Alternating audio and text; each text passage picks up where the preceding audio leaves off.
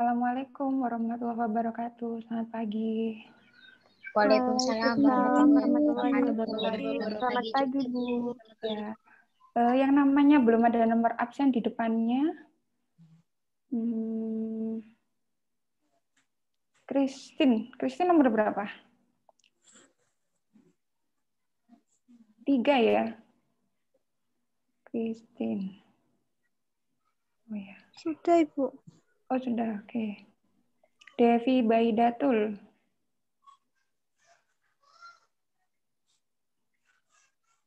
Lima ya, Devi. Oh udah. Oh, kok join 2 ya, Devi? Devi join 2. Ada 2 ini Devi Baidatulnya. Pakai 2 perangkat atau gimana? Tapi yang satu nggak ada audionya.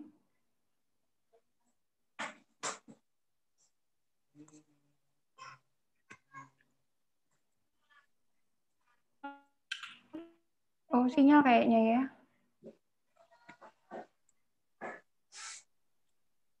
Mungkin itu, Bu. Ya.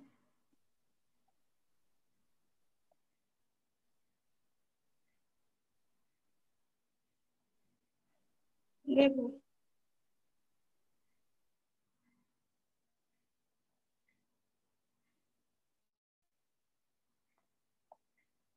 Oke, saya absen dulu ya. Anisatus Soleha. Ibu. Ya. As-Sakinah Agung Sudina.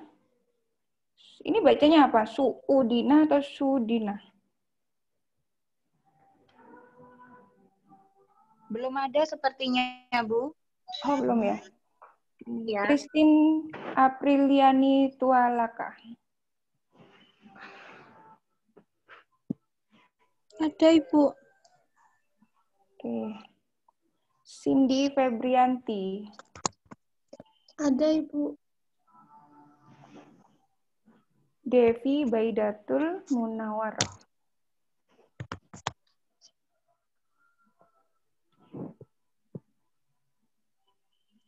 Mbak Devi ini trouble jaringan ya kayaknya. Rumahnya di mana ya, Devi? Tambangan, Ibu. Rembangan. Oh, daerah dingin, daerah tinggi ya, malah susah sinyal. Oke, Bu. Dina Mardiana. Sudah ada? 6.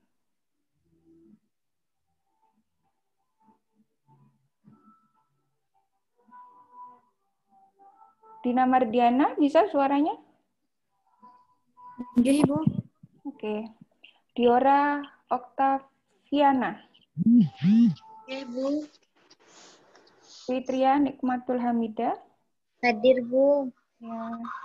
Intan Purnamasari. Izin, Bu, katanya ke kamar mandi. Oh ya. Yang ke kamar mandi siapa? Intan? Bentar. Oh ya. Manisha Juniarti Mugiono.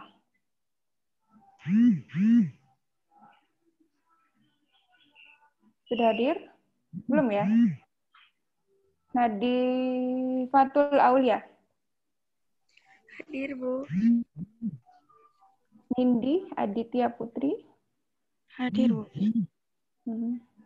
Nurul Hidayah. Hadir, Bu. Nurul Rizkiyah. Hadir, Bu. Oke. Putri Jatria. Hadir, Bu. Ya. Rena Vita. Atikatul Hasanah. Oke, Bu. Hadir, Bu. Rosidatul Aprilia Dewi. Hadir, Bu.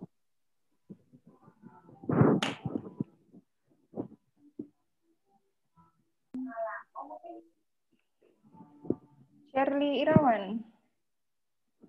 Hadir, Bu. Siti Nurhaliza. Hadir, Bu. Yulia Ningtyas Prasiskasi. Hadir, Bu. Oke. As-Sakinah Agung Sudina. Hadir, Bu. Oh ya. Ini bacanya apa? Suudina apa Suudina? U-nya 2. Suudina, Bu. Oh, Suudina. Apa artinya Suudina? Namanya ayah, Bu. Oh, namanya ayah. Saya pikir bahasa Arab apa gitu. Manisa sudah ada? Ada, Bu. Oke. Oke, baik. Sudah lengkap. Materi dari saya sudah sempat dibaca semalam? Kemarin sore? Sudah atau belum? Sudah diterima materinya? Sudah, Ibu. Sudah? Sudah, Ibu. Sudah, Bu. Sudah sempat dibaca atau Dibaca belum? sekilas. Oh, sekilas. Oke. Di situ sudah Ibu lampirkan sebenarnya beberapa, ada yang berupa tanda tanya. Mungkin kalau semalam sempat baca bisa mencari jawabannya. Jadi nanti kalau pas diskusi hari ini harapannya sudah lancar. Gitu. Oke, kita mulai saja ya. Kita sampai jam 10 ya, karena harus ada post-test 20 menit. Jadi kita jam 10 harus sudah selesai.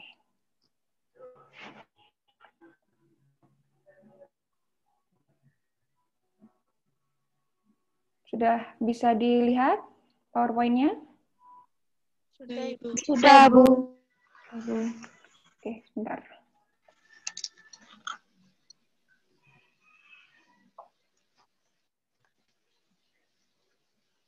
Oke. Assalamualaikum warahmatullahi wabarakatuh. Selamat pagi. Pada hari ini kita ada di pertemuan yang ke-17 dengan topik indikator. Untuk bahasan yang akan dijelaskan hari ini adalah tentang pengertiannya, persyaratan, kemudian nanti kita akan belajar tentang rasio, rate, dan proporsi, jenis-jenis dari indikator, dan yang terakhir tentang indikator keberhasilan program kesehatan. Pengertian indikator adalah ukuran yang digunakan untuk membantu menjelaskan situasi yang ada dan mengukur perubahan.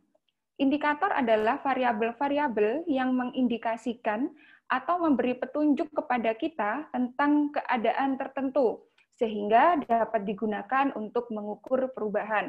Jadi di sini, indikator itu kata kuncinya adalah ada perubahan. Jika ada perubahan, berarti ada sebelum, ada sesudah. Perubahan itulah yang kemudian diukur, situasi berubahnya itu yang disebut dengan indikator.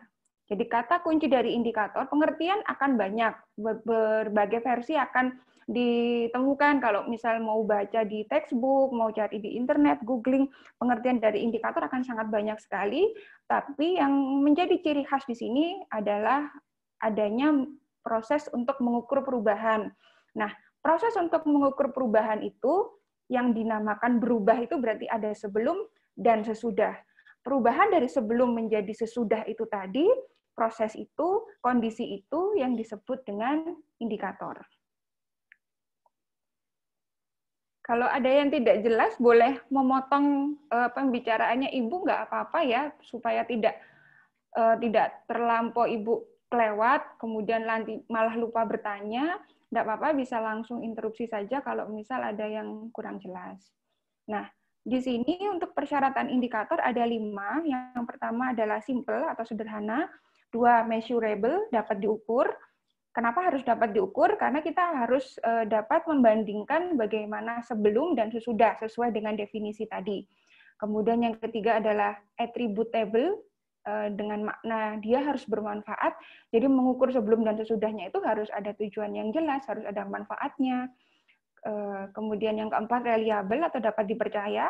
Nah, reliable atau dapat dipercaya ini tentunya melalui bukan satu proses. Pengukuran before and after tadi biasanya dilakukan berulang kali dan dapat dilakukan oleh subjek yang berbeda. Dalam hal ini mungkin dapat dilakukan oleh instansi pemerintah atau instansi penyelenggara pelayanan kesehatan yang berbeda-beda. Nah, jika hasil perbedaan before and after-nya itu sama setelah diukur berulang-ulang, maka dapat disebut dia dapat dipercaya atau reliable.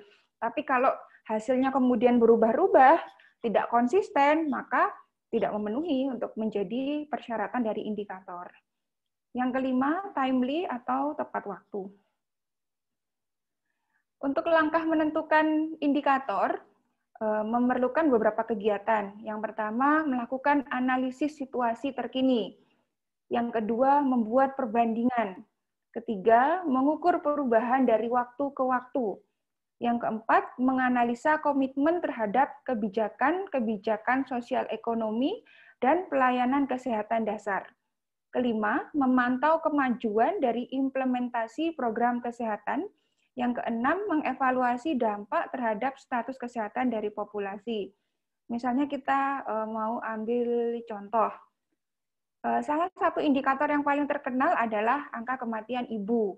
Nah, itu adalah salah satu indikator untuk melihat status kesejahteraan penduduk di Indonesia. Salah satunya adalah dengan angka kematian ibu. Nah, ini bagaimana sih caranya dulu kok bisa tiba-tiba ketemu ide untuk menentukan yang namanya angka kematian ibu. Nah, tahap yang pertama adalah melakukan analisis situasi terkini.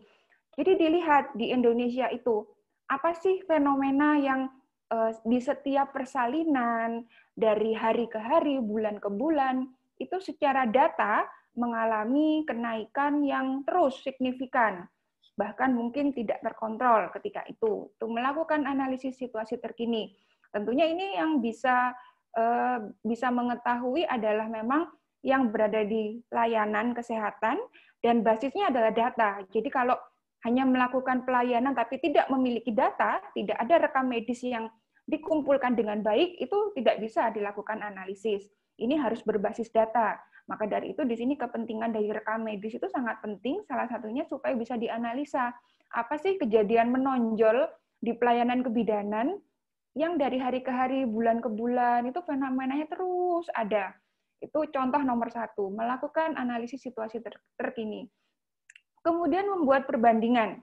Membuat perbandingan bisa berbasis waktu, misalnya dibandingkan antara tahun lalu dengan tahun sekarang. Bagaimana perbandingannya? Oh, ternyata dengan adanya kita melihat, menganalisa data, tahun lalu dengan tahun sekarang perbandingannya cukup besar, ada peningkatan yang sangat tajam. Itu membuat perbandingan bisa berbasis waktu, bisa berbasis wilayah. Misalnya kematian di Papua dengan kematian di Jawa. Oh, ternyata malah lebih tinggi yang ada di Jawa. Padahal dokter bidan banyak di Jawa, tapi angka kematiannya justru lebih tinggi di Jawa. Itu perbandingan-perbandingan. Berbasis apa? Itu bisa sesuai dengan kebutuhan. Kemudian yang nomor ketiga, mengukur perubahan dari waktu ke waktu. Itu berarti hampir mirip dengan poin nomor 2. Jadi jika berbasis waktu, maka yang dibandingkan adalah timingnya. Keempat, menganalisa komitmen terhadap kebijakan sosial ekonomi dan pelayanan kesehatan dasar. Jadi, kenapa sosial ekonomi? Karena sosial ekonomi ini adalah berefek kepada seluruh sendi kehidupan, termasuk kesehatan. Jadi, misalnya seseorang dengan tingkat sosial ekonomi rendah, itu memang mempunyai hubungan yang erat dengan status kesehatannya. Ya, sebagai contoh saja, orang dengan penghasilan rendah tentunya memiliki hambatan lebih banyak ketika dia harus sakit, baik untuk akses dia berobat, kemudian ketika dia memerlukan untuk opname, kemudian sekalipun ada BPJS ya, BPJS dengan segala plus minusnya, di sini tingkat sosial ekonomi adalah tetap berpengaruh besar terhadap status kesehatan seseorang. Jadi maka dari itu kenapa dalam menganalisa ini harus tetap melihat dari sisi sosial ekonomi dan pelayanan kesehatan dasar. Jadi apakah di sebuah daerah itu ada puskesmasnya, ada klinik terdekatnya, atau memang dia lokasinya ada di pegunungan yang jauh sekali dari akses pelayanan kesehatan. Kemudian jika memang ada puskesmas, kira-kira di puskesmas itu ada nggak dokternya? Jangan-jangan di puskesmas itu cuma diisi satu perawat, satu bidan. Tuh, obat-obatannya bagaimana? Apakah pemerintah telah memberikan suplai yang lengkap dengan waktu yang tepat juga? Jangan-jangan di situ ada puskesmas tapi pelayanannya tidak lengkap. Nah, itu kebijakan-kebijakan yang seperti itu dianalisa di poin nomor 4. Contohnya itu. Kemudian memantau kemajuan dari implementasi program kesehatan. Misalnya kemudian telah dibentuk sebuah aturan oleh pemerintah. Contohnya tadi, ternyata sebuah puskesmas nggak ada dokternya, hanya ada bidan sama perawat. Nah, pemerintah kemudian membuat program dokter masuk desa, misalnya gitu, atau pengabdian masyarakat dokter. Ditaruhlah di situ, di puskesmas itu dokter. Dilihat bagaimana sebelum ada dokter datang, tadinya masyarakat sulit, banyak yang sakit nggak terobati. Setelah sudah ada dokter yang masuk desa, dievaluasi kebijakan itu tadi, apakah ada perubahan atau tidak. Yang keenam, mengevaluasi dampak terhadap status kesehatan. Seperti ini berhubungan dengan yang nomor 5, jadi dengan adanya kebijakan yang dievaluasi tadi, bagaimana status kesehatan masyarakat di sekitarnya, apakah ada perubahan atau tidak. Jika ternyata nggak ada perubahan, oh ternyata walaupun ada dokter, tetap aja kok banyak masyarakat penduduk yang sakit, angka kematiannya juga masih tinggi. Nah, itulah yang kemudian dari 6 langkah ini dapat ditentukan yang namanya indikator. Berarti evaluasi yang dilakukan terhadap kita tadi mengevaluasi angka kematian ibu itu patut dijadikan sebuah indikator karena dia dapat berpengaruh terhadap status kesehatan, kemudian berkaitan dengan sosial ekonomi, dia juga dapat mengalami perubahan dari waktu ke waktu, dan lain sebagainya sesuai dari 6 langkah ini. Seperti itu contohnya. Kemudian ciri indikator yang baik. Indikator yang baik itu harus yang dihasilkan merupakan dari data yang tersedia dan berkualitas. Jadi seperti yang Ibu sampaikan bahwa tadi di proses membuat indikator harus ada data yang dievaluasi di langkah pertama. Itu kita nggak bisa hanya berupa katanya, berupa hasil rundingan atau diskusi atau rapat, itu nggak bisa. Harus ada data yang dianalisa. Kalau misal di pelayanan ya dari rekam medis, seperti itu. Itu wajib, itu yang poin pertama. Yang kedua, harus dipilih dengan memperhatikan masukan dari para ahli atau expert input judgment dan melalui proses yang partisipatif. Jadi dengan tadi yang proses langkah-langkah tadi itu harus melibatkan para ahli. Di sini kalau kita berbicara tentang angka kematian ibu, tentu proses itu tidak cukup dengan bidan saja atau dengan perawat tadi contohnya. Memang dibutuhkan ada dokter spesialis obgyn atau spesialis kandungan, SPOG itu, bahkan ke level konsultan, kemudian kalau akademisi yang dia memiliki gelar doktor, profesor, seperti itu, harus yang memiliki expert input judgment. Dan proses yang partisipatif. Jadi orang-orang yang top itu tadi harus semuanya itu mengeluarkan statement atau pendapatnya, bukan cuma ada, bukan hanya direncanakan, tapi ternyata pada saat proses beliau-beliau itu tidak mengeluarkan usulannya, tidak mengeluarkan judgement-nya, itu berarti juga tidak ideal di sini, harus partisipatif. Kemudian dirancang untuk dapat disebarluaskan kepada berbagai pihak yang bervariasi atau terkait. Jadi memang itu adalah sesuatu yang nanti sifatnya boleh dipublikasi, bukan sesuatu hal yang bersifat rahasia, begitu. Seperti tadi, angka kematian ibu, itu kan boleh, memang harus dirancang untuk semua orang nanti bisa tahu, begitu. Dan menggambarkan kondisi pada berbagai wilayah geografis. Jadi ini adalah tadi perbandingan yang berbasis wilayah.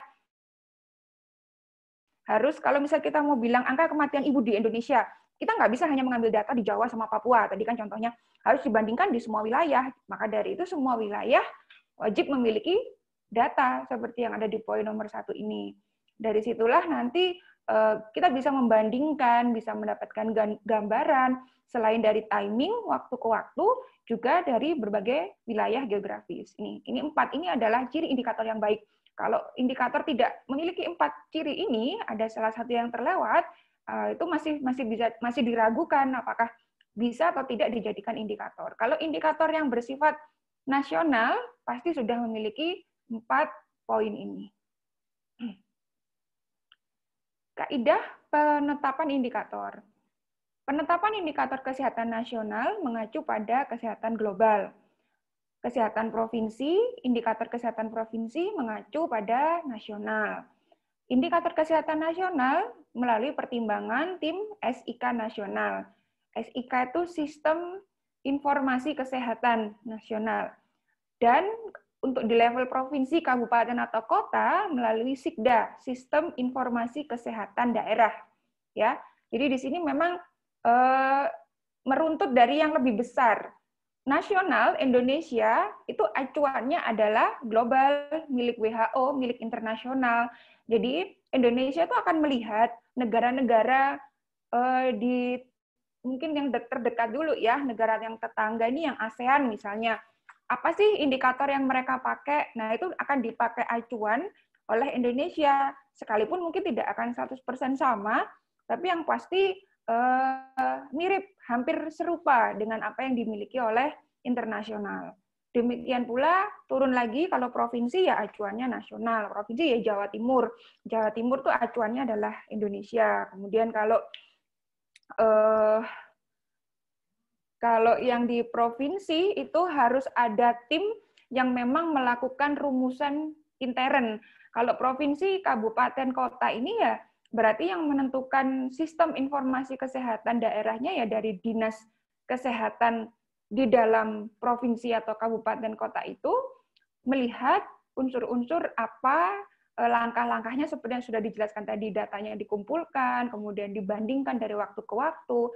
Kalau kabupaten kota tentu daerah yang dibandingkan antar kotanya, misal di Jawa Timur ya Jember dibandingkan Malang, dibandingkan Surabaya, seperti itu levelnya. Indikator kesehatan, tadi adalah indikator secara umum. Kalau indikator kesehatan adalah alat untuk membandingkan perbedaan antar daerah dan mengukur kemajuannya. Tujuannya untuk meningkatkan status kesehatan. Jadi untuk kesehatan memang di sini yang subjek yang paling dominan yang dibandingkan itu biasanya berbasis wilayah. Jadi bagaimana kemajuan poin-poin pada status kesehatan masyarakat itu di sebuah wilayah dibandingkan dengan wilayah yang lain. Jadi di sini dia nanti akan dapat menunjukkan perbedaan status kesehatan antar kelompok dalam populasi. Jadi dapat terlihat nanti bagaimana yang kaya dan miskin, tadi ya, faktor sosial ekonomi, itu akan sangat berkaitan dengan status kesehatan seseorang, atau urban dan rural, bagaimana yang tinggal di kota dan tinggal di pedalaman, berbasis wilayah. Nah ini nanti hal-hal inilah yang akan menunjukkan bagaimana sih perbedaannya antara dua poin kaya miskin, urban rural, dan sebagainya. Hal itu nanti yang memunculkan, melahirkan indikator kesehatan. Nah, kita masuk ke istilah terkait indikator. Ada rasio, rate, dan proporsi. Ketiga dasar perhitungan ini sering dipakai untuk mengukur dan menjelaskan peristiwa kesakitan dan kematian. Jadi dalam indikator kesehatan itu biasanya yang akan dibandingkan, tadi kan indikator itu kan proses membandingkan ya, before and after. Yang dibandingkan itu apa? Biasanya adalah peristiwa sakit dan peristiwa mati. Jadi orang menjadi sakit, ada orang sakit di wilayah A dengan sakit di wilayah B. Itu dibandingkan apakah si A dan B ini perbedaannya apa? Perbedaan wilayah kah? Satu orang kota, satu orang desa, atau satunya miskin, satunya kaya? Itu dibandingkan ketika terjadi kesakitan atau kematian. Dua poin ini, kesakitan dan kematian. Mengukurnya menggunakan apa? Tiga ini, rasio, rate, dan proporsi. Penggunaannya dimaksudkan untuk memberikan ukuran yang lebih objektif terhadap peristiwa yang diukur. Jadi peristiwa yang diukur itu adalah kesakitan dan kematian peristiwanya, ya. Nah, cara mengukurnya menggunakan tiga ini, rasio, rate, dan proporsi. Dan itu kenapa digunakan tiga ukuran ini? Kenapa kok tidak memakai ukuran yang lain? Karena tiga ukuran ini harapannya adalah memberikan gambaran yang objektif. Objektif itu berarti sesuai dengan apa yang betul-betul terjadi di lapangan. Bukan atas persepsi individu atau masyarakat, persepsi orang yang nanti sifatnya menjadi subjektif. Oh, menurut saya di situ terjadi kematian karena bidannya nggak berkualitas. Nah, sekarang mau ngomong bidannya nggak berkualitas dari mana? Harus ada datanya gitu. Rasio rate proporsi ini harus menjadi patokan. Ketika statement itu tidak dapat dihitung melalui 3 rasio rate atau proporsi, maka tidak dapat dikatakan itu datanya objektif. Data yang berupa subjektif tidak dapat dikatakan bisa menjadi indikator. Gitu. Jadi harus objektif. 3 perhitungan ini adalah supaya ukurannya objektif, sama seperti realita, menggambarkan realita yang sesungguhnya terhadap peristiwa yang diukur. Apa peristiwanya? Kesakitan dan kematian. Kesakitan dan kematian adalah 2 indikator paling utama yang diukur untuk ruang lingkup kesehatan. Lingkup yang lain masih banyak, tetapi yang utama adalah kesakitan dan kematian. Oke, kita bahas satu persatu, mulai dari rate.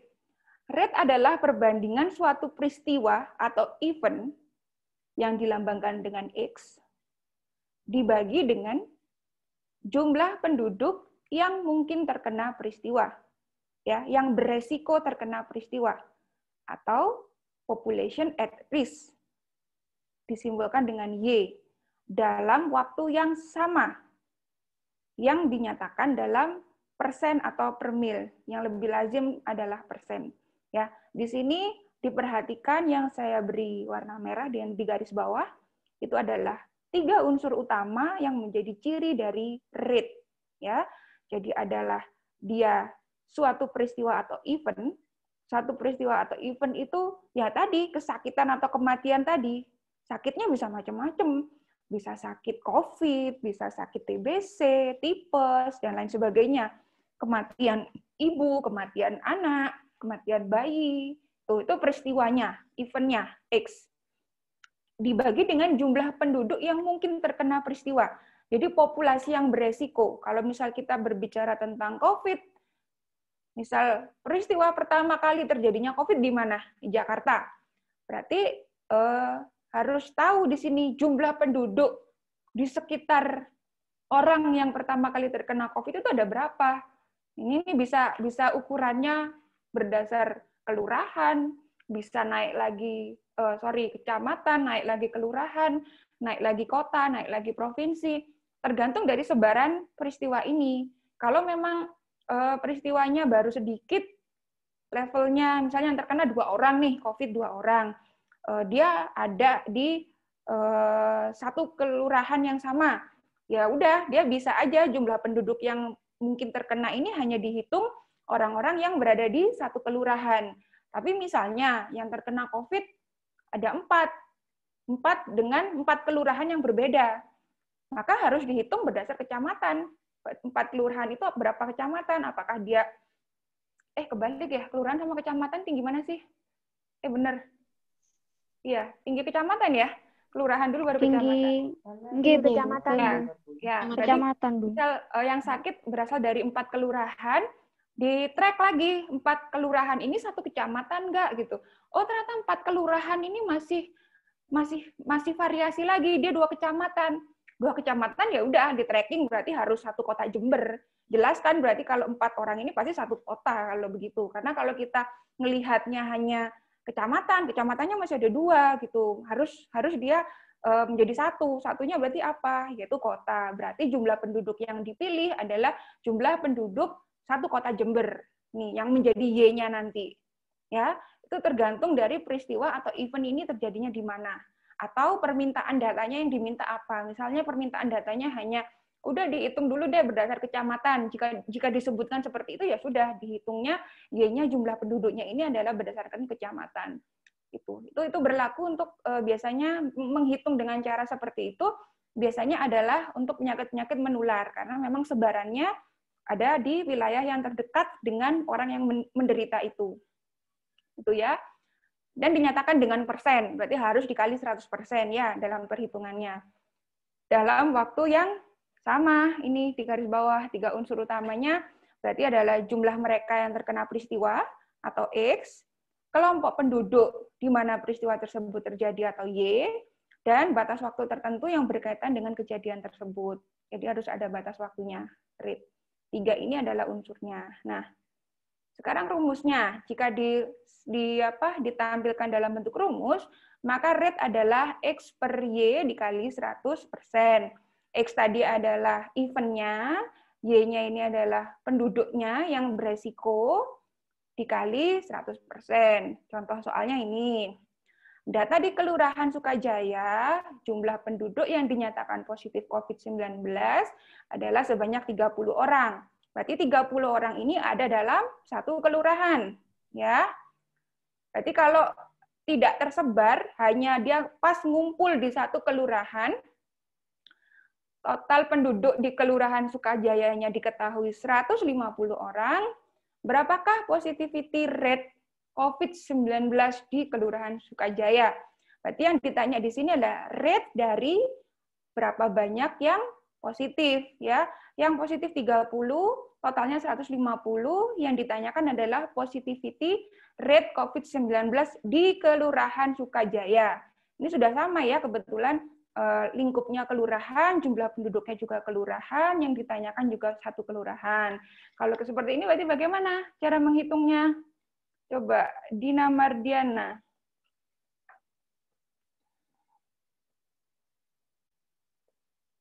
Ada? Oke, Bu. Ya, bagaimana cara menghitungnya? Berarti X-nya berapa? 30. X-nya 30, Y-nya?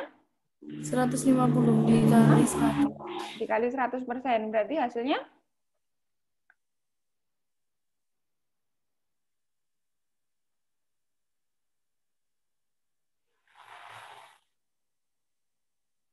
Hasilnya?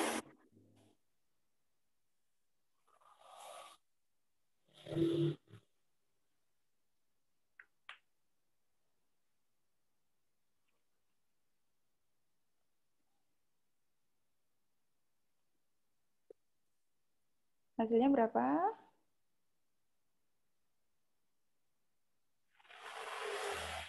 Ibu. Ya, 20% ya. Berapakah positivity rate COVID-19 di Kelurahan Sukajaya? Jawabannya 20% ya. Hati-hati kalau yang ditanya yang negatif. Kadang ada ya. Berapakah rate angka yang negatif? Nah, kalau negatif berarti setelah ketemu positifnya, kan tadi positifnya 20%, ya tinggal dikurangi saja 100% dikurangi 20%, berarti yang negatif ada 80%. Gitu. Hati-hati, lihat apa yang ditanyakan, positif atau negatifnya, kemudian basisnya apa. Kalau di sini kebetulan karena saya buat memang ini simple, sudah saya samakan dari soal dan pertanyaan sama-sama levelnya kelurahan. Gitu. Ada yang bingung? Sebelum lanjut ke rumus yang selanjutnya? Jelas? Jelas, Ibu. Jelas, Ibu. Kita lanjut ke yang kedua adalah rasio. Rasio adalah perbandingan dua kuantitas, yaitu kuantitas pembilang atau numerator dan kuantitas penyebut. Penyebut itu denumerator. Kedua pembanding itu tidak harus memiliki ciri atau sifat yang sama. Ya. Perbandingan antara pembilang dengan penyebut. Pembilang itu yang atas, penyebut itu yang bawah. Kedua pembanding ini tidak harus memiliki ciri atau sifat yang sama. Nanti kita lihat maksudnya apa tidak harus ciri yang sama ini ya. Nih, rumusnya. Numerator atau pembilang di atas, denumerator atau penyebut ada di bawah. Rumusnya begini saja, dibandingkan saja. Contoh. Dalam suatu kejadian luar biasa penyakit tipoid, jumlah penderita laki-laki sebanyak 30 orang dan jumlah penderita perempuan adalah 15 orang. Berapakah rasio penderita laki-laki dibanding perempuan? Nindi? Ya, jawabannya?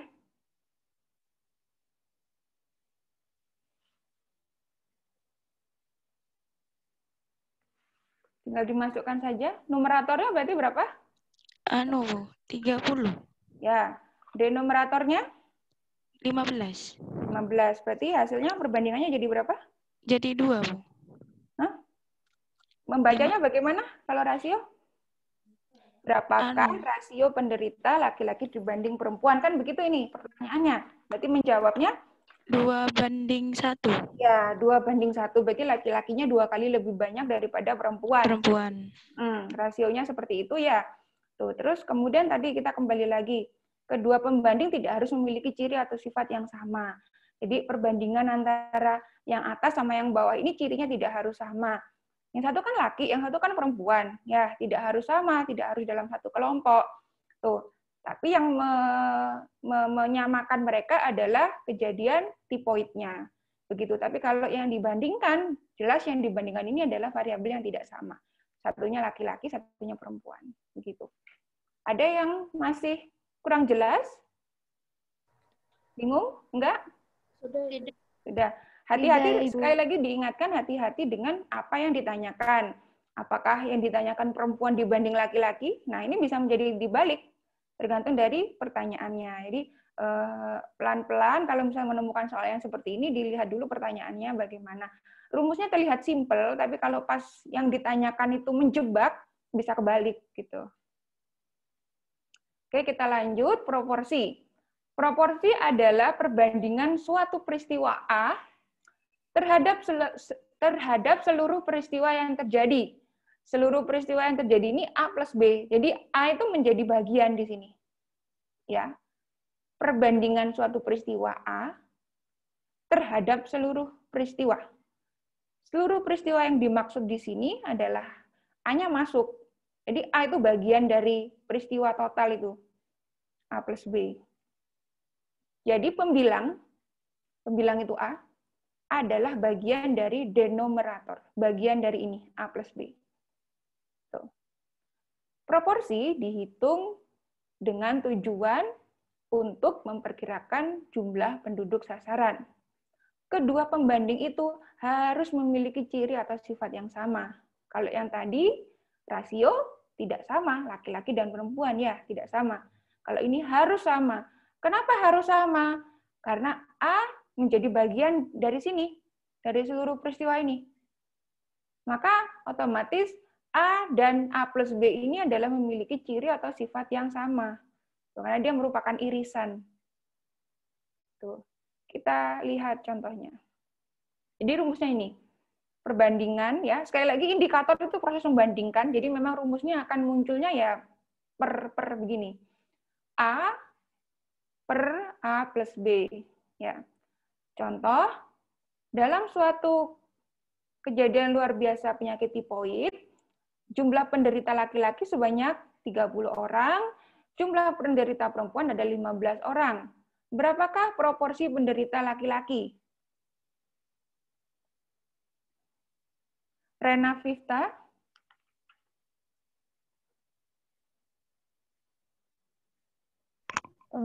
A-nya itu 30, Bu. Terus yang bentar, Bu. Kemudian A plus B-nya itu 30 ditambah 15. Hasilnya itu 1,5, Bu. Bukan dijadikan koma, karena kita berbicaranya adalah perbandingan. Desimalnya berapa? 2/3. Berapa? Yang A-nya diisi angka berapa? 30.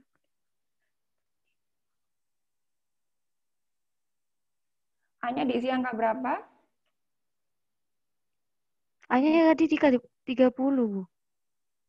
Proporsi adalah perbandingan suatu peristiwa, ya, A terhadap seluruh peristiwa yang terjadi, A plus B. Ya. Proporsi dihitung dengan tujuan untuk memperkirakan jumlah penduduk sasaran. Laki-lakinya 30, ini kasusnya tipoid ya. Laki-lakinya 30, perempuannya 15. Berapakah proporsi penderita laki-laki? Jadi A-nya diisi berapa? A-nya diisi berapa? 30, Bu, A-nya, Bu. Ya, kemudian A plus B-nya berarti? A plus 45, B-nya? Bu. 45. 45. Berarti, ya, dikecilkan hasilnya menjadi, disederhanakan, dibagi berapa? Sebentar. 2/3, Bu. 2/3. Oke. Nah, kalau di sini proporsi dihitung dengan tujuan untuk memperkirakan jumlah penduduk sasaran. Berarti artinya 2/3 dari total jumlah penduduk itu adalah di sini menjadi sasaran untuk penanganan kasus tipoid. Ya, pembanding harus memiliki ciri atau sifat yang sama. Apa yang menjadi kesamaan dari penyebut dan pembilang? Apa yang menjadi kesamaan antara A dan A plus B yang dimaksud di poin C ini? Sifat yang sama berarti di sini apa? Siti Nurhalisa? Sifat yang sama berarti maksudnya adalah sifat yang mana?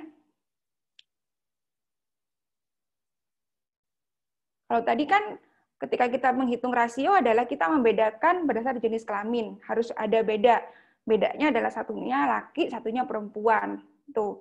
Berarti kita bisa tahu di situ, oh berarti yang lebih rentan terkena tipes nih malah laki nih.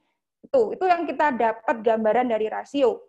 Kalau proporsi, harus ada sifat yang sama. Nah, sama nih, kita masih melihat kasus yang sama, kasus tipoid tadi. Kemudian ada laki-laki, ada perempuan. Nah, perhitungan proporsi ini, pembilang dengan penyebut itu harus memiliki ciri atau sifat yang sama. Dalam kasus ini berarti yang sama apanya? Siti Nurhalisa? Iya, Bu. Yang sama apanya? Ciri yang sama dalam kasus ini adalah sama-sama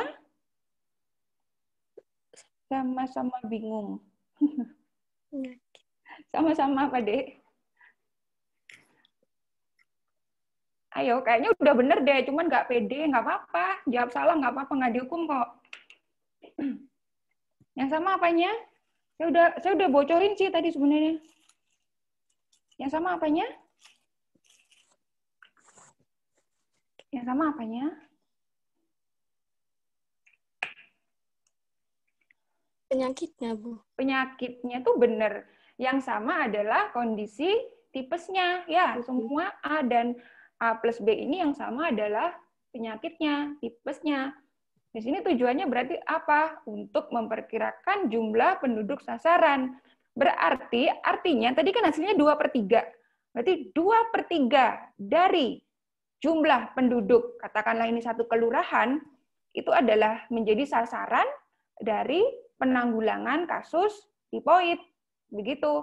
Jadi kalau misalnya tipoid itu kan biasanya karena ini lingkungannya kotor. Nah, berarti dinas kesehatan setempat itu harus menggalakkan perilaku hidup dan bersih, setidaknya sasarannya adalah 2/3 dari jumlah penduduk itu. Misalnya, membangun tempat cuci tangan di berapa luas areanya, itu diambil 2/3-nya.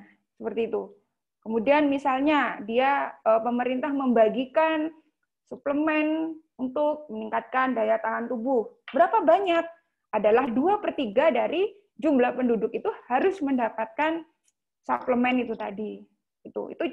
Itu adalah contoh penggunaan. Buat apa sih tahu perbandingan 2/3 itu?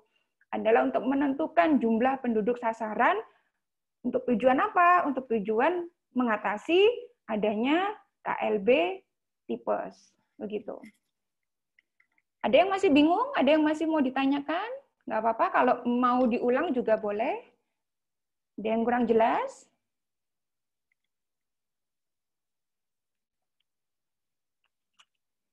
Bisa dilanjut?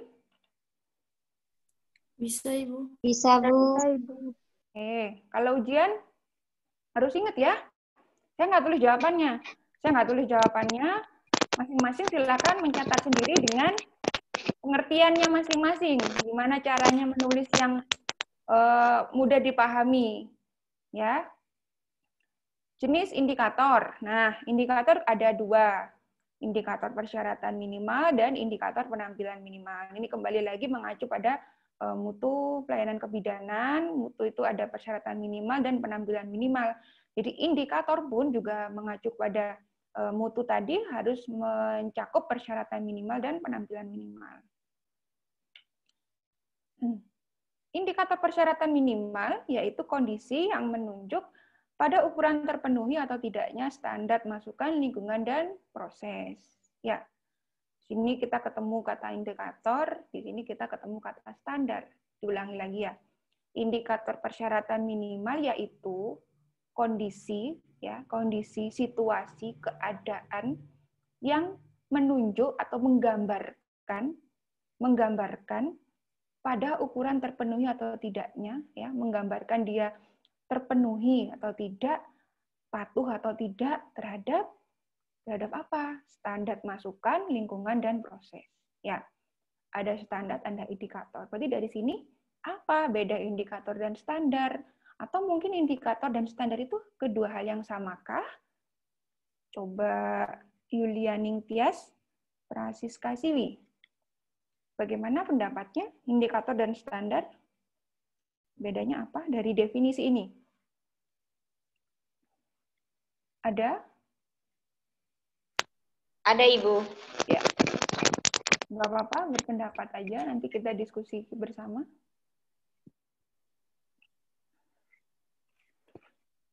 Kalau indikator itu sesuatu yang akan dicapai. Kalau standar itu yang sudah ditetapkan. Mungkin seperti itu. Ya, nyerempet dikit, kurang sempurna sedikit, tapi sudah hampir betul. Kalau nilainya 100, Mbak Tias itu dapat 80. Kurang sedikit lagi. Ada pendapat lain? Anisatus Soleha? Sedikit lagi, sudah hampir betul. Apa perbedaan indikator dan standar?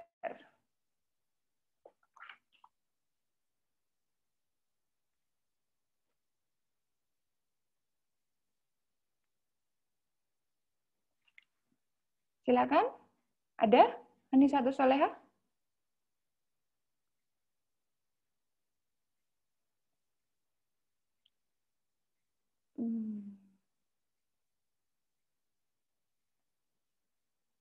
Bisa di-unmute? Suaranya bisa masuk?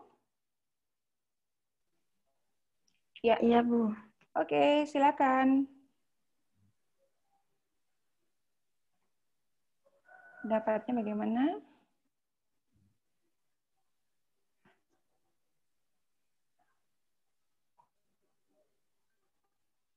Dari definisi ini? Atau mungkin sama, indikator dengan standar? Mbak Anissa?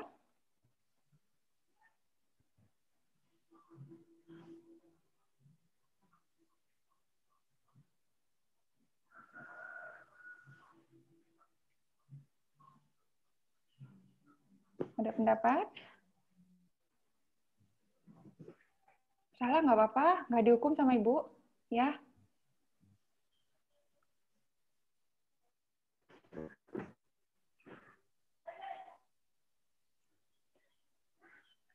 Ada yang mau berpendapat? Silakan.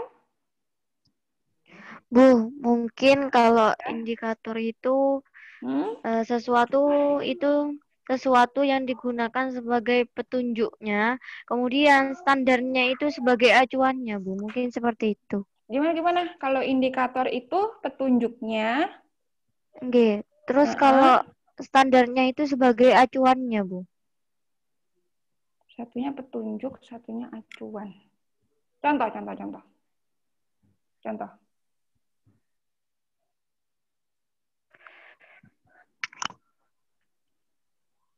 Bentar, Bu. Standar masukan, lingkungan, proses. Misalnya standar masukan di praktek bidan mandiri, bidannya harus bidan kan. Standar masukan itu salah satunya kan SDM. Jadi kalau yang mau mendirikan itu misalnya dia sarjana gizi, ya nggak boleh, harus bidan, itu SDM-nya. Itu standar. Berarti yang dikatakan indikator, kalau standar itu acuan, kalau indikator petunjuk. Berarti petunjuknya apa?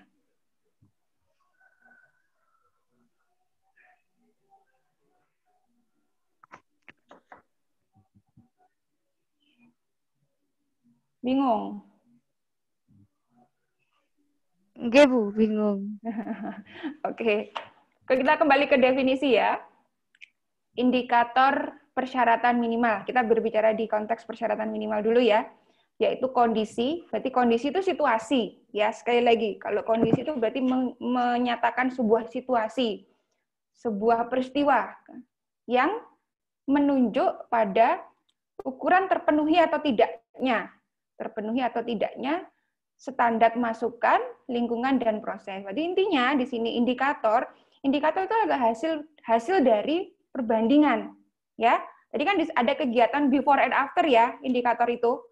Kalau di sini berarti kalau dalam konteks ini adalah terpenuhi atau tidak.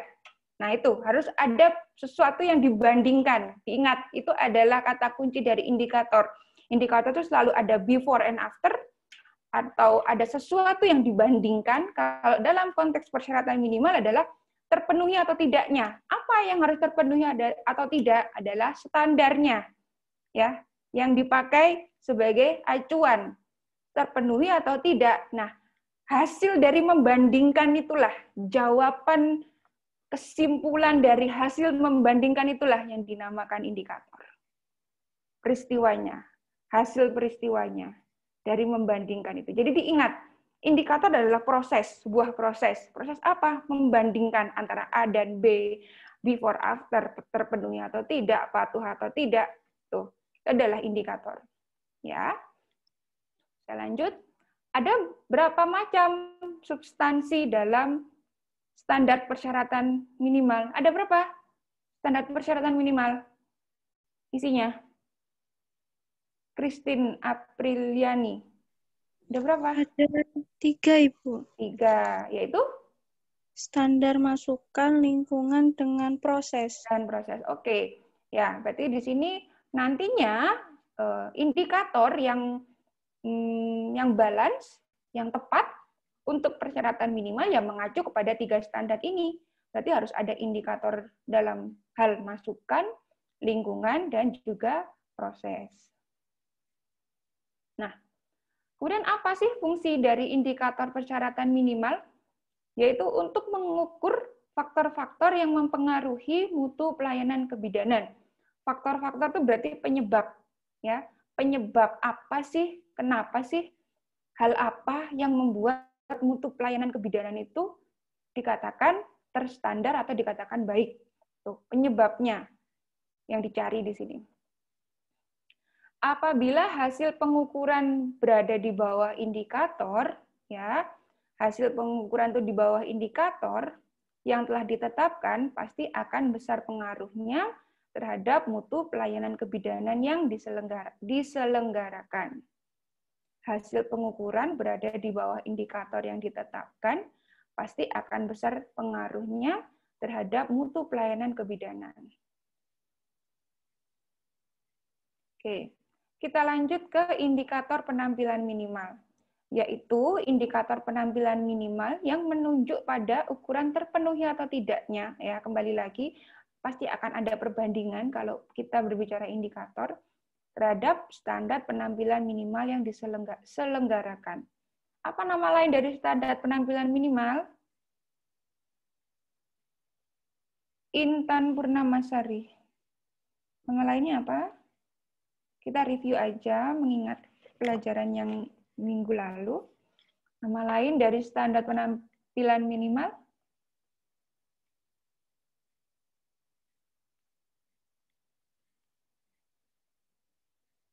Intan ada?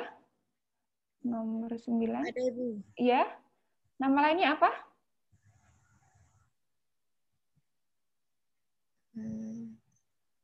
Ada yang mau bantu?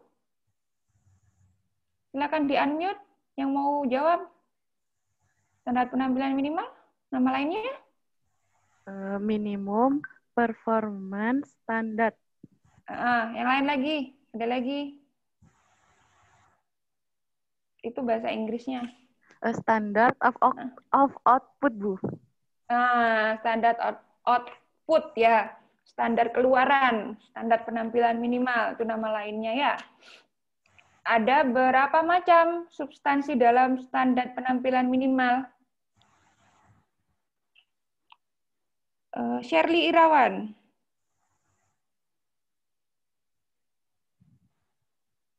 Ada berapa macam?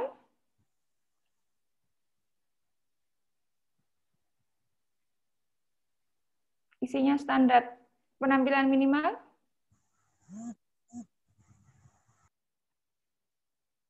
Shirley ada nomor 18? Belum di-unmute, Mbak. Ya.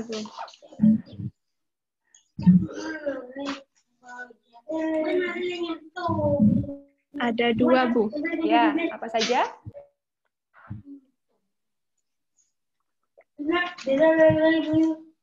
Dua, isinya?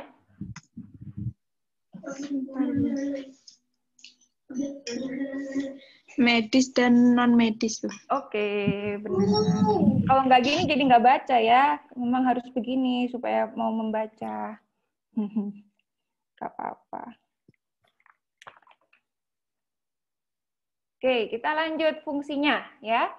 Untuk mengukur mutu pelayanan kebidanan, ya fungsinya, atau mengukur akibat atau efek hasil akhir dari suatu proses pelayanan yang telah ditentukan. Makanya kenapa tadi saya bilang, apa sih nama lain dari standar penampilan minimal? Tadi sudah dijawab, standard of outcome. Ya, itu adalah merujuk pada hasil akhir. Ya, outcome itu kan hasil akhir, artinya, nah itu bisa menjadi bahan pengingat. Berarti untuk penampilan minimal ini tujuannya adalah mengukur mutu pelayanan kebidanan atau akibat efek hasil akhir dari suatu proses pelayanan yang telah dilakukan. Jadi endingnya itu seperti apa sih? Itu mengukurnya adalah dari indikator penampilan minimal. Apabila hasil pengukuran terhadap standar penampilan itu berada di bawah indikator keluaran, maka berarti pelayanan kebidanan yang diselenggarakan adalah tidak bermutu. Kalau yang persyaratan tadi adalah penyebabnya, untuk mengetahui penyebabnya, kalau yang penampilan adalah hasil akhirnya. Itu perbedaan fungsinya ada di situ. Nah, kita masuk ke penerapannya sekarang. Indikator keberhasilan program kesehatan ini yang berlaku di Indonesia. Jadi suatu program di Indonesia, program kesehatan itu dikatakan berhasil, mengukurnya melalui apa? Tuh, ada 3 indikator kebijaksanaan kesehatan atau SDGs. Kedua adalah indikator sosioekonomi dan mutu kehidupan. Dan yang C adalah indikator penyelenggaraan layanan kesehatan. Kita akan bahas satu persatu. Indikator kebijakan kesehatan atau SDGs, yaitu meliputi apa saja? Komitmen politik terhadap pelayanan kesehatan dasar, kebijakan di masyarakat, dan perencanaan kesehatan. Yang kedua, alokasi SDM dan sumber daya keuangan. Yang ketiga, derajat kesetaraan untuk distribusi dari sumber daya fasilitas. Untuk poin nomor 1 ini, komitmen politik terhadap pelayanan kesehatan dasar. Contohnya adalah, kalau sebuah pemerintahan itu, biasanya yang jadi wali kota, kemudian gubernur, bupati, itu kan pasti ada unsur politiknya ya. Ada unsur politiknya. Nah, itu satu unsur politik yang satu dengan yang lainnya itu terkadang membawa tujuan titik beratnya itu berbeda-beda. Ada kebijakan pemerintah itu, situasi politik itu lebih menekankan kepada sektor keamanan misalnya, karena dirasa di situ keamanan menjadi yang utama. Contohnya di daerah-daerah konflik, daerah-daerah yang kepengen merdeka, itu mungkin sektor pelayanan kesehatan tidak terlalu utama di situ. Itu mereka akan lebih utama ke sistem keamanan. Itu tergantung dari kebijakan pemerintah setempatnya. Itu maksud contohnya dari poin yang pertama. Kemudian alokasi SDM dan sumber daya keuangan. Jadi seberapa banyak sih suatu wilayah itu mampu mencetak tenaga kesehatan. Kalau misalnya memang wilayahnya mungkin luas, butuh SDM kesehatan itu banyak, tapi nggak punya, sayangnya tidak ada. Nah, itu bagaimana caranya pemerintah dapat melakukan rekrutmen menyekolahkan, mungkin dari yang masih SMA diberi beasiswa untuk menempuh pendidikan di kesehatan supaya memenuhi dari alokasi SDM. Nah, kemudian di sini derajat kesetaraan untuk distribusi dari sumber daya dan fasilitas. Ini juga bagaimana pemerintah itu memeratakan dari kota ke desa, kemudian dari daerah yang terpencil itu apakah mampu ada persamaan pemberian fasilitas kesehatan. Nah, itu maksudnya di sini. Kemudian desentralisasi untuk perencanaan dan manajemen kesehatan. Desentralisasi ini maksudnya terpusat pada satu titik. Jadi kebijakan yang walaupun misal itu ada kebijakan itu berlakunya ada di daerah pinggir, di daerah pedalaman, tapi pada intinya kebijakan itu adalah sama atau terpusat satu pemikiran dengan yang ada di kota, dengan pengampu kebijakan yang ada di pusat. Itu maksudnya. Jadi bukan dibedakan kebijakan, oh kalau yang di pinggiran nggak apa-apa deh, nggak usah saya kasih, misalnya ini layanan ambulans gratis gitu. Jadi ambulans gratisnya cuma buat yang kota deh gitu. Nggak bisa seperti itu, harus ada desentralisasi. Kebijakan itu harus sama mengacu pada apa yang ada di pusat, sekalipun nanti pelaksanaannya akan ada perbedaan. Perbedaan misalnya mungkin kalau di kota karena jangkauannya lebih dekat, maka ambulansnya mungkin cukup satu. Kalau yang di desa karena jauh, kalau misal bersamaan ada yang sakit, maka mungkin butuh 2, butuh 3, seperti itu. Kalau yang terjadi sekarang malah kebalikan, kadang kalau wilayahnya jauh cuma punya 1, tapi yang di kota-kota malah punya banyak ambulansnya. Nah, itu PR bersama ya di situ. Kemudian mekanisme partisipasi masyarakat, ini keaktifan masyarakatnya. Tingkat koordinasi lintas sektor. Bagaimana lintas sektor ini dari bidan, praktek mandiri, kemudian sektor puskesmas, dinas kesehatan, nah itu harus ada integrasi, harus ada kesatuan manajemen, itu harus ada partisipasi, kolaborasi yang baik di sini. Kerjasama yang terjalin antara pemerintah dan LSM. Nah, kita berbicara tentang SDG sekarang ya. Tadi kita ngomongin indikator kebijakan. Indikatornya sudah yang saya sebutkan tadi. Nah, sebenarnya SDGs itu apa sih? Terus artinya juga apa? Coba SDGs dulu. Mbak PJMK, Manisa, SDGs apa?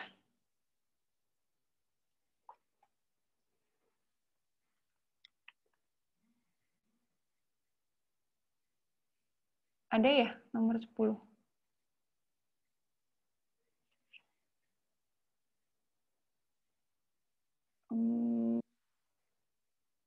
Ya. SDGs apa? Salah nggak apa-apa.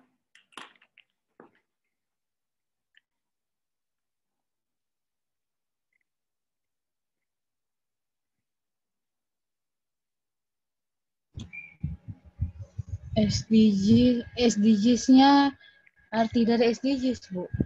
SDGs-nya dulu. SDGs itu apa? Kepanjangannya. Sustainable Development Goal. Diulangi. Sustainable Development Goal. Ya, artinya? Itu merupakan suatu rencana aksi global yang disepakati oleh para pemimpin dunia. Oke, nggak apa-apa. Ada yang mau membantu? Fitria Nikmatul Hamidah, coba. Mungkin pendapatnya agak sedikit berbeda, boleh. SDGs itu apa? Kepanjangannya. Kemudian artinya apa?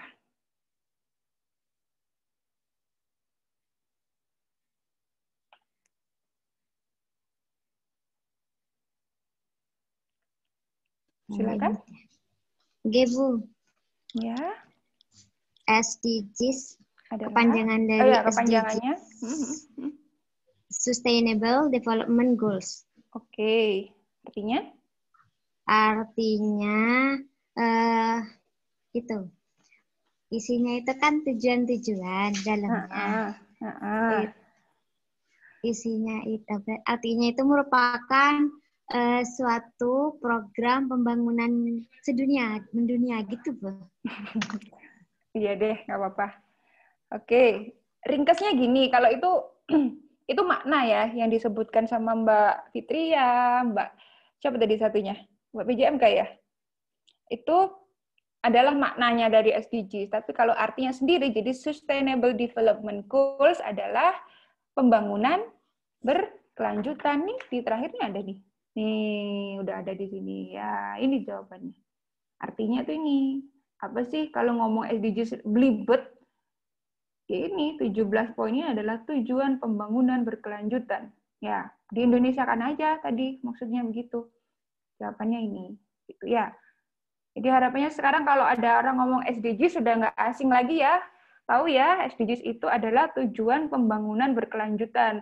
Jadi di sini siapapun presidennya, siapapun pemimpinnya, dia akan patokannya ya ini. Tuh. Salah satu kemarin mutu fungsinya buat apa? Adalah supaya kalau pemimpinnya berganti-ganti ada sesuatu yang menjadi patokan ya. Nah, ini tujuan pembangunan berkelanjutan. Jadi ini tidak akan mungkin dirubah siapapun yang menjadi pemimpinnya.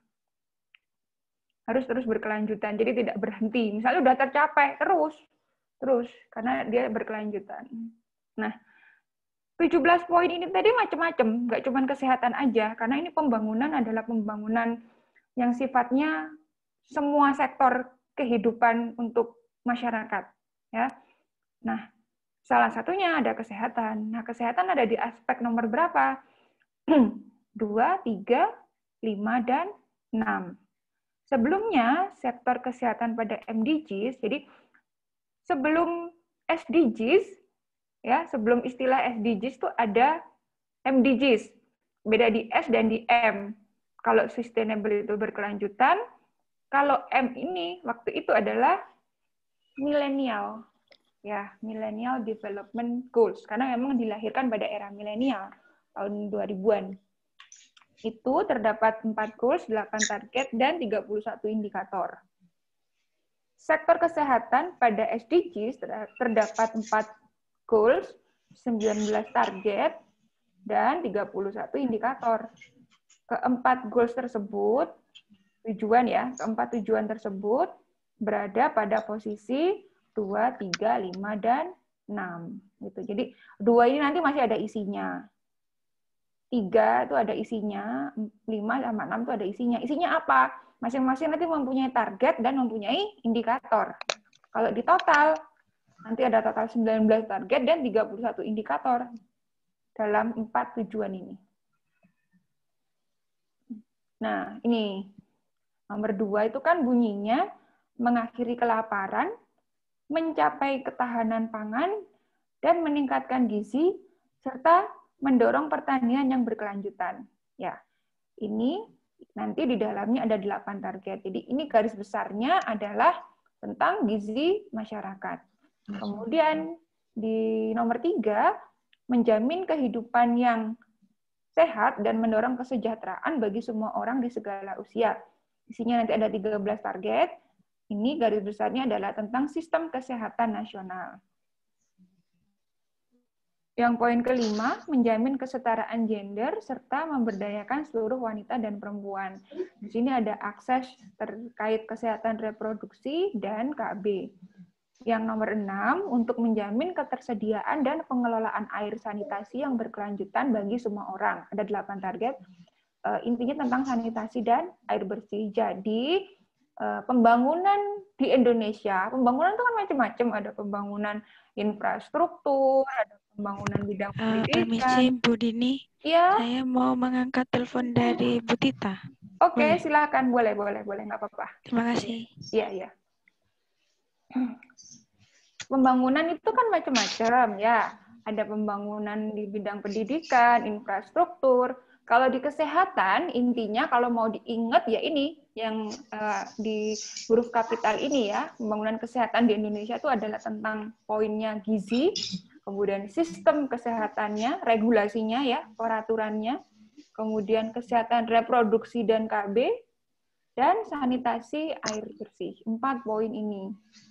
Setidaknya kalau misal tidak hafal dengan tujuan pembangunan yang lain, kalau kita sebagai medis 4 poin ini harus paham gitu. Tidak harus hafal isinya, tapi setidaknya tahu garis besarnya 4 poin ini loh yang menjadi tujuan pembangunan berkelanjutan di Indonesia. Seperti itu. Nah, indikator sosioekonomi dan mutu kehidupan. Indikator ini digunakan untuk menganalisa situasi mendasar yang mempengaruhi kesehatan. Situasi mendasar itu meliputi tingkat dan distribusi kesejahteraan ekonomi, ya, status ekonomi seseorang itu kan mendasar sekali menentukan akses kepada pelayanan kesehatan. Jenis dan tingkatan angkatan kerja atau pekerjaan, ya berhubungan ya ekonomi, ya pekerjaan, pendidikan. Ini kan salah satu yang berhubungan ya. Orang kalau sekolahnya putus sekolah, kerja susah. Kalau kerja susah, ekonominya sulit. Itu satu rangkaian di sini. Kemudian salah satu yang dilihat lagi adalah ketersediaan perumahan dan jumlah anggota keluarga atau orang dalam satu rumah. Punya rumah atau enggak, dia gelandangan atau bukan. Kemudian benar punya rumah gitu. Rumahnya ukuran 3x4, tapi yang tinggal 10 orang jumlah anggotanya. Nah, itu juga salah satu menunjukkan berarti tingkat ekonominya tidak bagus. Begitu. Ketersediaan dan distribusi suplai makanan untuk tiap rumah tangga. Dia punya rumah, tapi di dalamnya nggak bisa makan. Gitu. Itu juga merupakan salah satu indikator yang digunakan untuk menentukan sosioekonomi dan mutu kehidupan yang nanti akan dihubungkan dengan kesehatan.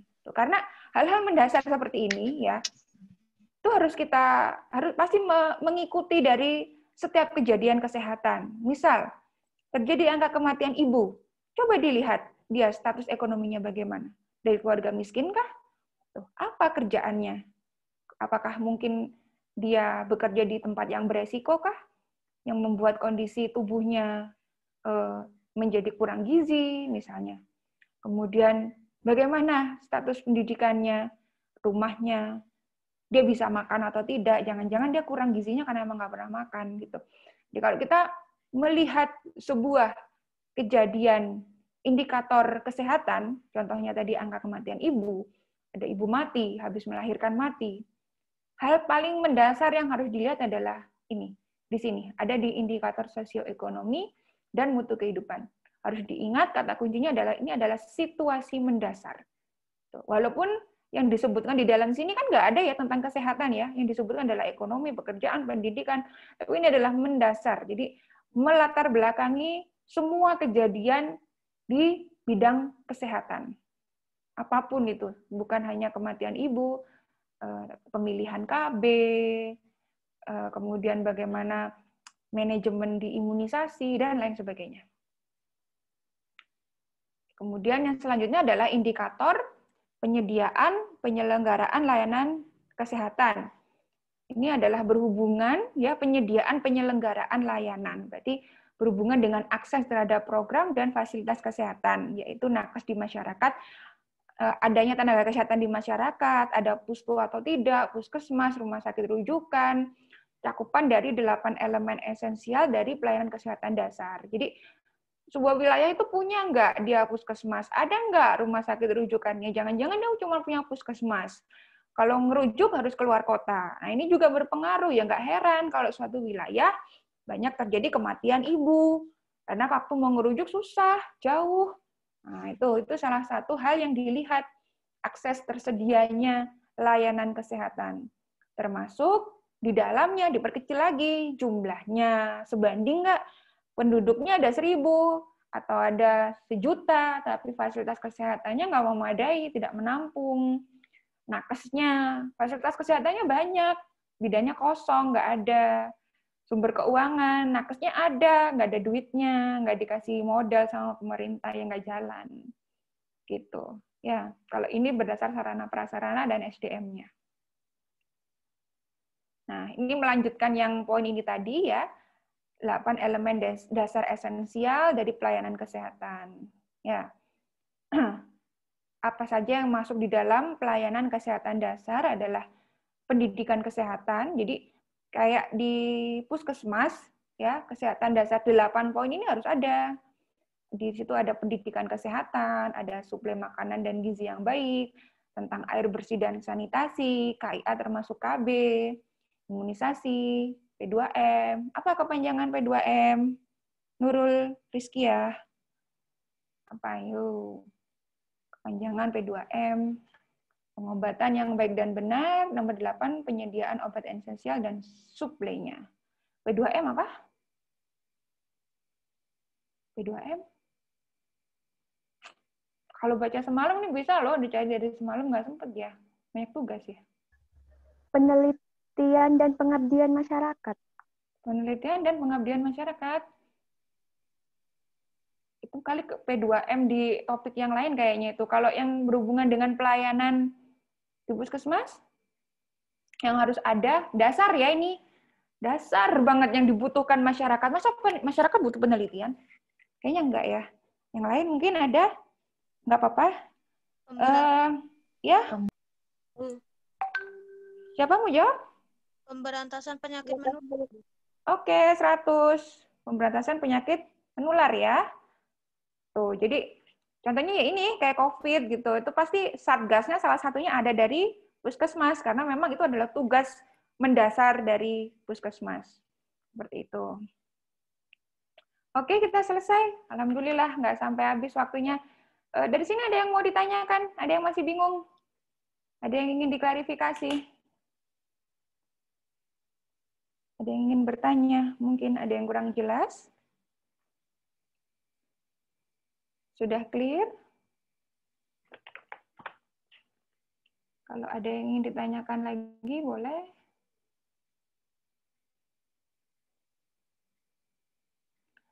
Berhitungnya tadi nggak bingung ya? Ini sebenarnya gampang kok ngitungnya. Ntar kalau beneran udah kerja juga nggak harus dihafal, ini masih bisa dilihat lagi. Bagaimana? Ada yang kurang jelas? Ada yang masih ingin ditanyakan? Oh iya, kemarin katanya hari Kamis nggak bisa, udah ketemu harinya, jamnya, mau diganti hari apa? Hari Kamis itu kan waktunya presentasi ya.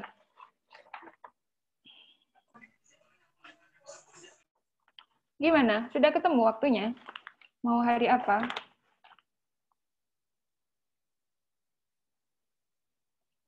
Ya. Kalau Rebo, Kamis.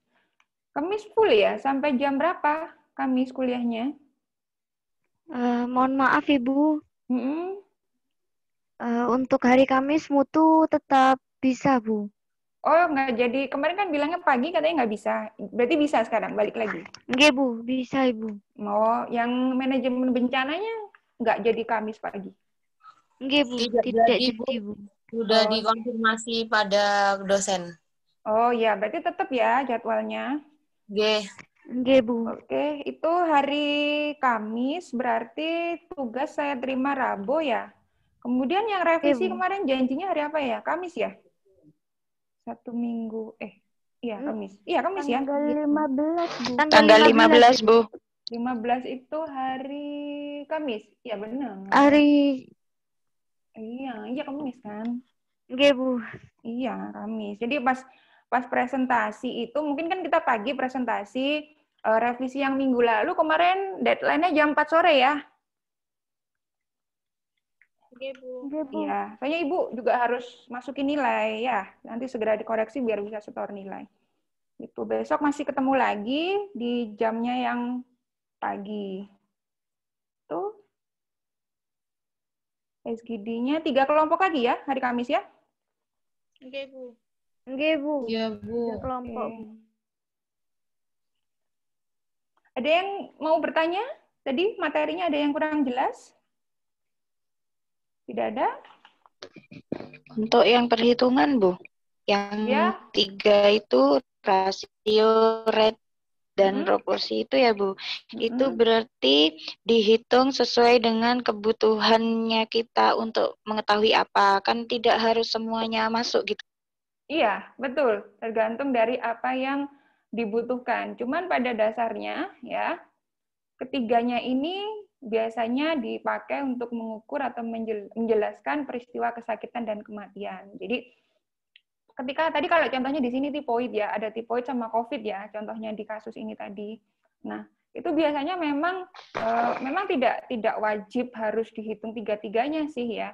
Tapi biasanya kalau kita disuruh melaporkan, misalnya kerja nih di puskesmas gitu, Bu, disuruh bikin laporan tentang kenapa di wilayahmu kok tipoidnya tinggi. Coba kamu jelaskan situasi, analisa situasi di wilayahmu. Nah, memang setidaknya 3 ini sih yang dipakai ukuran untuk menjelaskan terjadinya sebuah kejadian kesakitan. Jadi ketika kita menghadapi permasalahan kesehatan itu, kita bilang di situ rate-nya. Nah, ini berapa banyak yang positif, seberapa persen. Jadi pasti kita akan melaporkan di wilayah saya, misalnya ini katakanlah ini tipoid juga. Di wilayah saya itu yang terjangkit positif widalnya, tipoidnya sekian persen, Bapak Kepala Dinas, begitu yang akan disampaikan rate-nya. Kemudian dari persen itu perbandingan apa, mau jenis kelamin, mau usia, ini macam-macam kalau ini, tidak hanya jenis kelamin saja, biasanya menghitung rasio. Perbandingan jenis kelaminnya, laki-laki lebih banyak sekian banding sekian, dari usia sekian banding sekian. Berarti di sini diartikan Pak, Bapak Kepala Dinas, bahwa laki-laki ternyata lebih rentan daripada perempuan. Kemudian anak-anak misalnya dari segi usia, ternyata yang anak-anak juga lebih banyak daripada yang usia dewasa. Karena disinyalir daya tahan tubuhnya, evaluasinya mungkin dari situ. Daya tahan tubuhnya anak-anak masih lebih rentan. Itu yang kita dapatkan dari sini, dari rasio. Kemudian lanjut lagi nih laporannya.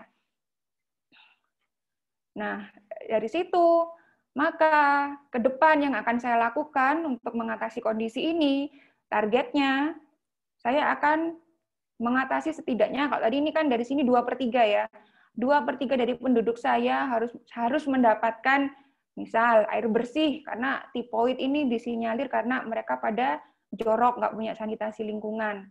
Itu dari perhitungan banyaknya orang yang terkena penyakit tipoid tadi, wabah tipoid.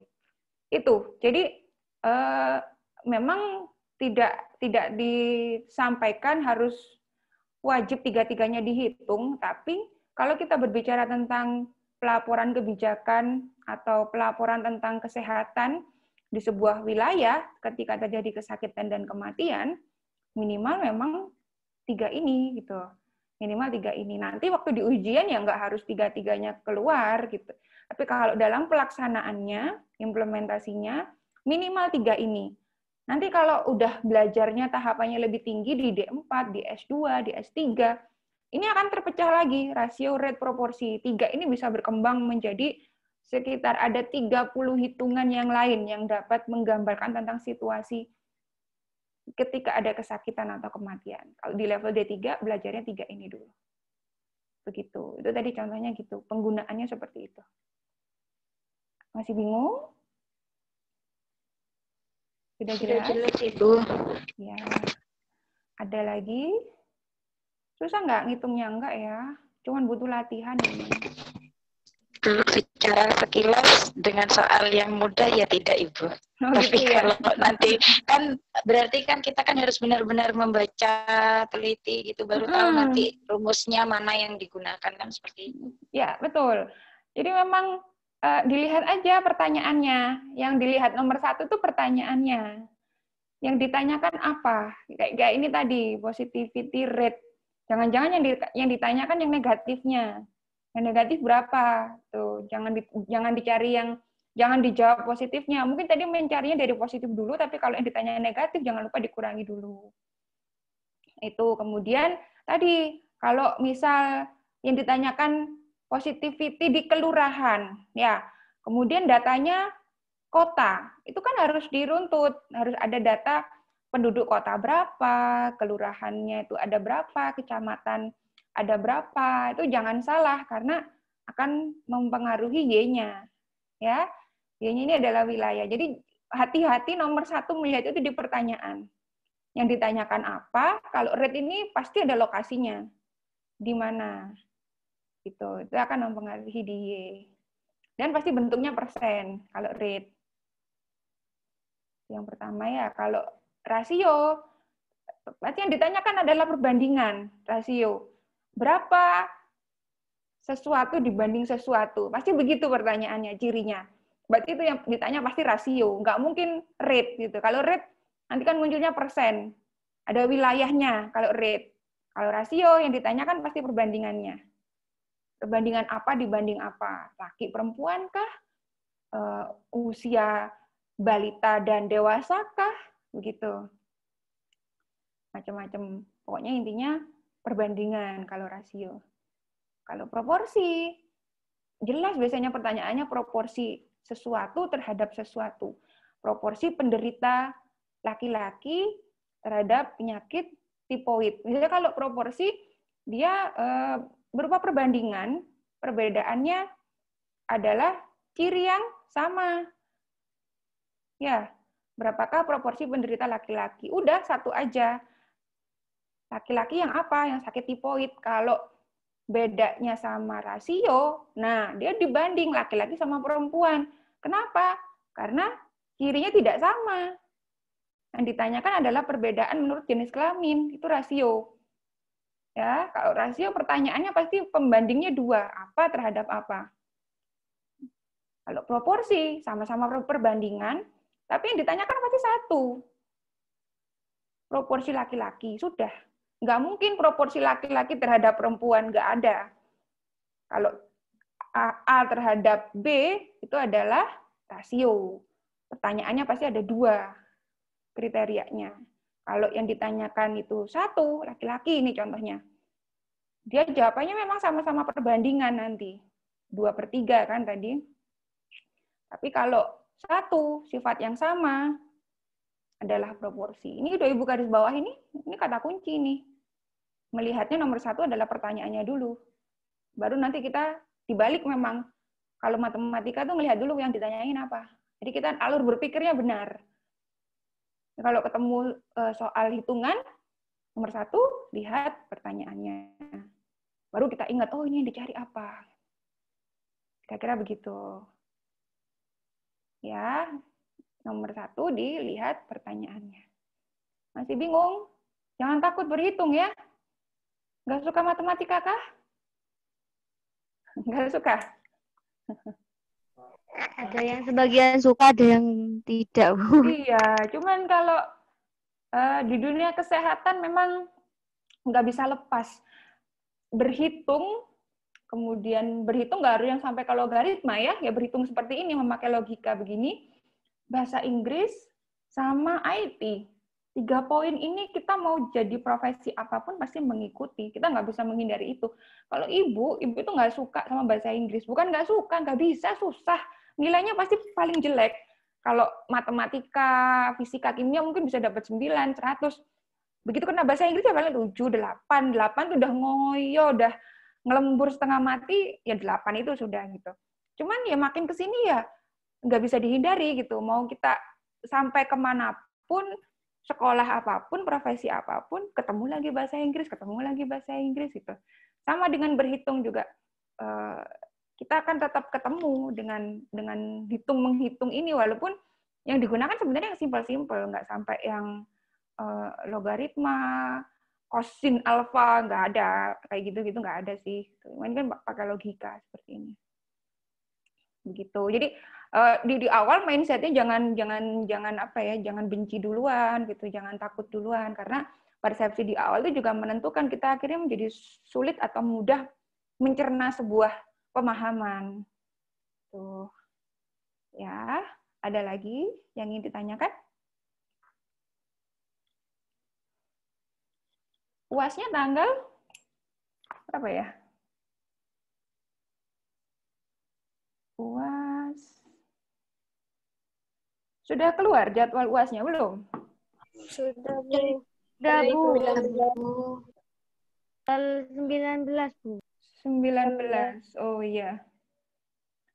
Mau banyak apa? Pilihan ganda apa IC? Soalnya biasanya suka apa? Kalau pilihan ganda itu kelihatan simpel, tapi kalau salah, nggak ada ininya, nggak ada ongkos nulisnya. Kalau IC kan masih bingung ditulis-tulis apa gitu kan masih ada poin biasanya ya. Gitu sih. Mau dikasih soal banyak apa? Pilihan ganda atau IC?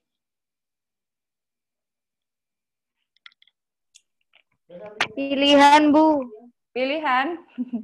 Dibanyakin di pilihannya, IC-nya dikit aja. Ya udah, nggak apa-apa. Oke, ada yang masih mau bertanya? Mungkin ada yang masih bingung? Jelas? Sudah? Jelas, Ibu. Iya. Nanti post-testnya masih jam 10 sih diakhirinya. Nggak apa-apa, ini masih bisa baca-baca lagi. Ntar, Ibu intip lagi deh kisi-kisi post-testnya.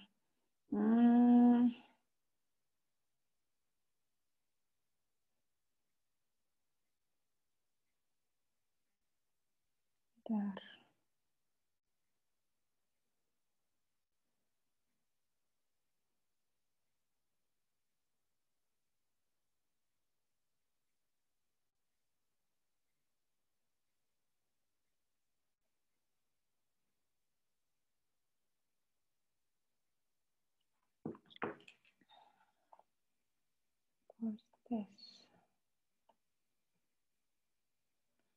Kalau dari dosen yang sebelumnya post-testnya biasanya IC ya? Enggak, Bu. Enggak, Bu, IC. Iya, Bu, IC 1 sampai 2 nomor biasanya. Lebih mudah mana IC sama pilihan ganda? Sama susahnya? Sama-sama menurut saya, Bu. Sama, Bu. Tergantung, Bu. Kalau paham ya gampang jawabnya, Bu. Kalau tidak paham ya pasti sulit, Bu. Iya ya, di mana-mana ya begitu. Tergantung soal, Bu. Ya, kalau tinggal copy paste gampang, kalau disuruh menganalisa susah gitu ya. Bentar. Ini biasanya kuliahnya sampai jam berapa? Kalau hari ini terakhir sampai mana? Sampai jam 12.50. Jam berapa? 18.50. Bisa. 12.50, Bu. 12.50, Bu. Jam 1, Bu. Ya. Jam 1, oke.